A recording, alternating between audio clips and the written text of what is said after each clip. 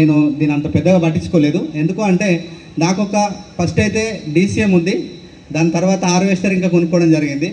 So DCM మా తమ్ముని సలహా మేరకు కొనడం జరిగింది. ఏమని అంటే డీసీఎంలో చాలా పైసలు వస్తాయి, డీసీఎం తీసుకుంటావరా అన్నాడు. నేను ఫుల్ సపోర్ట్ ఉంటా అని చెప్పిండు. సో నాకు ఆ ఫీల్ లేదు తెలియదు, కానీ నేను ఏం చేసిన అంటే సరే మనోళ్ళే చెప్తున్నారు అని చెప్పేసి డీసీఎం తీసుకోవడం జరిగింది. కొంచెం అప్పులు అవి ఇవి చేసి సో తీసుకున్న తర్వాత కొంచెం ఫస్ట్లో మంచిగానే నడిచింది. ఆ తర్వాత చిన్నగా ప్రాబ్లమ్స్ స్టార్ట్ అయినాయి. సో ఆ ప్రాబ్లమ్స్ ఏంటి అని అంటే ఇన్స్టాల్మెంట్లు వెళ్ళకపోవడం. ఫస్ట్ ఏమో బండి కొత్తగా ఉన్నప్పుడు ఎక్కువ శాతం గిరాకీ చెప్పడము, ఆ తర్వాత ఇంకా 2 కొత్త బండ్లు నేను తీసింది చూసి వచ్చి వాళ్ళకు గిరాకీ దొరికి మళ్ళీ నాకు దొరకకపోవడం. సో అట్లాంటి సమయంలో మళ్ళీ కొంచెం చిన్నగా బీపీ స్టార్ట్ అయింది. ఆ బీపీ తోటి చిన్న సైడ్స్ కూడా స్టార్ట్ అయింది. సో అదే సమయంలో నా ఫ్రెండ్ ఇంకొక అతను ఇంకో సలహా ఇచ్చాడు. అదేంటి అని అంటే హార్వెస్టర్ కొంటే గంటలలో పైసలు వస్తాయి. సో హార్వెస్టర్ కొంటే గంటలలో పైసలు వస్తాయి. ఈ ఇన్స్టాల్మెంట్ ఆ ఇన్స్టాల్మెంట్ 2 కలిపి కట్టచ్చు. అంతకుముందు 40,000 ఇన్స్టాల్మెంట్ ప్రతి నెల 28 కట్టాలి. హార్వెస్టర్ కొన్న తర్వాత మళ్ళీ 40,000 రూపాయలు ఇన్స్టాల్మెంట్ ఇది కూడా కలిపి కట్టాలి. 2 కలిసి హార్వెస్టర్ రేట్ వచ్చేసి 30 లక్షలు, డీసీఎం రేట్ వచ్చేసి కూడా 30 లక్షలు. కానీ హార్వెస్టర్ ఒక 1 ఇయర్ ముందు కొన్నా, డీసీఎం 1 ఇయర్ ముందు కొన్నా, తర్వాత హార్వెస్టర్ కొన్నా. ఎందుకు కొన్నా అంటే ఆ ఇన్స్టాల్మెంట్ ఇది ఎలా తీస్తుందని కొన్నా. సో అలాంటి నా ఫ్రెండ్స్ ఇచ్చిన సలహాతోటి నేను 2 వెహికల్స్ కొనడం జరిగింది. ఆ తర్వాత చిన్న చిన్నగా ప్రాబ్లమ్స్ చాలా అయినాయి. ఫస్ట్లో స్టార్టింగ్లో హార్వెస్టరు డీసీఎం 2 నడిచినాయి. సో ఆ టైంలో నాకు ఎలాంటి ఇబ్బంది రాకపోయేది. ప్రతి నెల 28వ తారీఖు రోజు డబ్బులు చక్కగా కట్టేవాడిని. సో అట్లాంటి సమయంలో చిన్న చిన్నగా డ్రైవర్లు ఏం చేసి పెట్టిర్రనంటే చిన్నగా యాక్సిడెంట్లు చాలా చేశారు. మా తమ్ముడు ఒక చిన్న షెడ్ కట్టుకున్నాడు. ఆ షెడ్కి వచ్చి మావాడే డీసీఎం తోటి గుద్దేసిండు. మా తమ్ముడే కాబట్టి ఏమనలేదు, నో ప్రాబ్లం అన్నయ్య అది కట్టి తూలే అన్నాడు. అట్లా చిన్న ప్రాబ్లమ్స్ స్టార్ట్ చేసారు. సో వెహికల్ ఎటు వెళ్ళినా కానీ కిరాయి తెచ్చే కంటే ఎక్కువ బాధలు చేయడం స్టార్ట్ అయింది. సో ఆ టైంలో చిన్నగా బీపీ తోటి సైటు అట్లా పెరిగి నాకు -25 ఉండే చెక్ చేసుకున్నప్పుడు స్టార్టింగ్లో అది కాస్త పెరుగుతూ 90కి వెళ్ళిపోయింది. సో ఆ టైంలో నా ఫ్రెండ్ రాజ్కుమార్ సార్ ఇంకా Rashmita madam and Ravi sir గారు ఇద్దరు రావడం జరిగింది. సో వచ్చినప్పుడు నాకు కొంచెం ఈ ప్లాన్ చెప్పడానికి ట్రై చేశారు, కానీ నేను వినడానికి సిద్ధంగా లేను. ఎందుకనంటే నాకే 80,000 ప్రతి నెల కట్టాలి. ఎవరన్నా సిద్ధంగా ఉంటారా? కొత్తగా వచ్చి వెస్టీలకు రండి సార్, మీకు డబ్బులు వస్తాయి, మీకు ఇక్కడ పెట్టుబడి లేదు, డబ్బులు లేవు, ఏం చేసేది లేదు, మీకు కావాల్సిన డబ్బులు ఉన్నాయని చెప్తే వింటారా?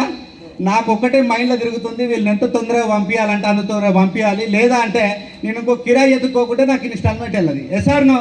సో అట్లా వీళ్ళు వచ్చినా కానీ నేను వినకుండా చిన్నగా పంపించడం జరిగింది. సో వాళ్ళు వెళ్ళే సమయంలో చిన్నగా సైట్ కోసం ఉన్నాయని చెప్పడం జరిగింది. సో కానీ వాడుకోవడానికి ఇక సిద్ధంగా లేను.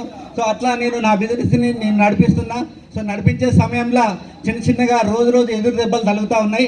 ఒకరోజు అయితే ఏకంగా నా డీసీఎం ఇంకో ట్రక్కి వేసేస్తే దాదాపు దగ్గర ఒక 4 లక్షల పైన అప్పు కావడం జరిగింది. సో ఆ సమయంలో మా మెసేజ్ చెప్పడం జరిగింది, మనం బండ్లు తీసేద్దామా అంటే అన్నది అంటే పొంగుడుకు కొని అమ్ముకుంటాడని ఊళ్ళో అంటలు, ఇప్పుడు అమ్మద్దు అని చెప్పింది. మరి డబ్బులు తేవడానికి నా దగ్గర లేవు. మా మేడం మీద ఉన్న 4 తులాల బంగారం అమ్మడం జరిగింది ఇజ్జత్ కోసం. సో అట్లాంటి సమయంలో మళ్ళీ మేడం వాళ్ళు ఒక్క మీటింగ్ రా సార్, ఒక్క మీటింగ్ రా అని రియల్ చెప్తున్న రష్మిత మేడం గారు చాలాసార్లు నన్ను మీటింగ్కి రమ్మని చెప్పడం జరిగింది. సో మేడం వాళ్ళు ఇంతగానం చెప్తున్నారు కదా, నాకు ఇంకా ఇక్కడ మిగిలేదు ఏం లేదు కదా, సరే ఒకసారి ఇంటానికైతే వెళ్దాం, అక్కడ ఒక 10,000 వస్తే 20,000 వస్తే కొంచెం ఇందులో ఒక సెట్ అవుతాయి, సో ఏదైనా అమ్ముకోకుండా ఉండొచ్చు. సో అలాంటి పరిస్థితిలో ఒక మీటింగ్కి వెళ్ళడం జరిగింది. సో మీటింగ్కి వెళ్ళినప్పుడు ఎంఎస్ఆర్ గురించి మాటలు విన్న తర్వాత సో ₹1 కట్టేది లేదు, కట్టించేది లేదు, నీకు ఏదైతే ప్రాబ్లమ్స్ ఉన్నాయో అవి ఇక్కడ ఈజీగా సాల్వ్ చేసుకోవచ్చు. సో చాలామంది చిన్న స్థాయి నుంచి పెద్ద స్థాయికి ఎదిగిన వాళ్ళు చాలామంది ఉన్నారు అని చెప్పిన తర్వాత నేను ఎప్పుడైతే గురుగారి మాటలు విన్న తర్వాత నాకైతే రియల్గా నాకు కనెక్ట్ ఎందుకయింది అంటే నేను అప్పులు ఉండడం వల్ల అయింది. సో ఏ రోజైతే గురువుగారి మాటలు విని నేను చిన్నగా నడవడం స్టార్ట్ చేసినావు, ఫస్ట్ అయితే కొంతమంది టెస్ట్ మోనీస్ విని సైట్ కోసం ఐ సపోర్ట్ ఇంకా క్రిల్ ఆయిల్, ఫ్లాక్స్ ఆయిల్ కొన్ని రకాల సప్లిమెంటరీ మేడం వాళ్ళు చెప్పినవి తీసుకోవడం జరిగింది. సో ఒక 2 మంత్లో దాదాపుగా -90 నుంచి 50కి రావడం జరిగింది. సో నేను చెక్ చేసుకున్న తర్వాత ఆ తర్వాత 25 రావడం జరిగింది. సో ఎప్పుడైతే ఈ రిజల్ట్ వచ్చిందో విశ్వాసం పెరిగింది. ఆ తర్వాత చిన్నగా బీపీ కూడా ఉండేది. ఎందుకంటే డ్రైవర్లు ఎట్లుంటారంటే రాత్రి 11 అయినా ఫోన్ చేస్తారు, 12 అయినా ఫోన్ చేస్తారు. ఎస్ఆర్నో ఎవరైనా డ్రైవింగ్ ఫీల్డ్లో ఉంటే తెలుస్తుంది. వాళ్ళు ఫోన్ చేస్తే నా గుండె దడదడ కొట్టుకునేది. ఎందుకంటే మరి ఎవరికన్నా వేసేసిందా, పోలీసు వాళ్ళు పట్టిందా, ఆర్టీఓ పట్టిందా, ఎస్ఆర్నో. సో అట్లా చాలా భయంతో ఉండే సమయంలో బీపీ పెరగడం. సో ఆ బీపీ కూడా వాడుకోవడం జరిగింది. సో బీపీకి ఇంకా దాదాపు 2 మంత్లో మంచి రిజల్ట్ రావడం జరిగింది. ఆ తర్వాత చాలా హ్యాపీగా అనిపించింది. సో నేను చిన్నగా నా ఫ్రెండ్స్కి ఇంకా చెప్పడం స్టార్ట్ చేసిన. సో కొంతమంది విన్నారు, కొంతమంది వినలేదు. సో మంచిర్యాల మీటింగ్ తీసుకొచ్చి మళ్ళీ గురువుగారు పెట్టిన మీటింగ్ దగ్గరకు తీసుకొచ్చి కూర్చుంటూ పెట్టడం వల్ల చిన్న టీం తయారైంది. ఆ టీం వల్ల చిన్నగా 10,000 రూపాయలు రావడం స్టార్ట్ అయింది డైరెక్ట్ అయినా. సో ఎప్పుడైతే 10,000 వచ్చినాయో ఆ రోజు నాకు ఆ డబ్బులు నాయి అనిపించినాయి. సో అంతకుముందు అంతా హార్వెస్టర్ డిసిషన్తో సంపాదించిన డబ్బులు నాయి అనిపించలేదు, ఎందుకంటే కిస్తీ కట్టాలి. సో అట్లా ఎప్పుడైతే 10,000 వచ్చినాయో కొంచెం ఇంట్రెస్ట్ పెరిగింది. అలా చేస్తూ వెళ్ళినా. సో అలా చేయడం ద్వారా దాదాపు ఒక 50,000 తీసుకోవడం జరిగింది. ఎప్పుడైతే 50,000 వచ్చినాయో ఆ ఇన్స్టాల్మెంట్ కట్టుడు ఎంత తిప్పలేదని చెప్పేసి 2 DCM హార్వెస్టర్ 2 అమ్మడం జరిగింది.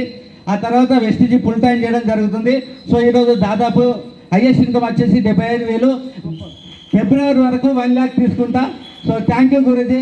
ఇంకొక విషయం ఏంటంటే నేను ఎంఎస్ఆర్ అసోసియేషన్లో ఉండడం అదృష్టంగా భావిస్తున్నా. ఎందుకంటే నా టీము ఛత్తీస్గఢ్కి వెళ్ళిపోయింది. సో ఛత్తీస్గఢ్కి వెళ్ళిపోతే గురువు గారిని అక్కడికి పిలవాలంటే నాకు చాలా భయం అయ్యేది. ఎందుకంటే మీరు ఎప్పటికీ వార్తలలో చూస్తూ ఉంటారు, రోజు తప్పిస్తే రోజు ఏం జరుగుతాయా, బాంబులు వెళ్తూ ఉంటాయి. ఎస్ఆర్నో మొన్న మేము లాస్ట్ టైం మీటింగ్ తీసుకునే సమయంలో కూడా ఓకే దాదాపుగా ఫైరింగ్ జరుగుతూ ఉంది.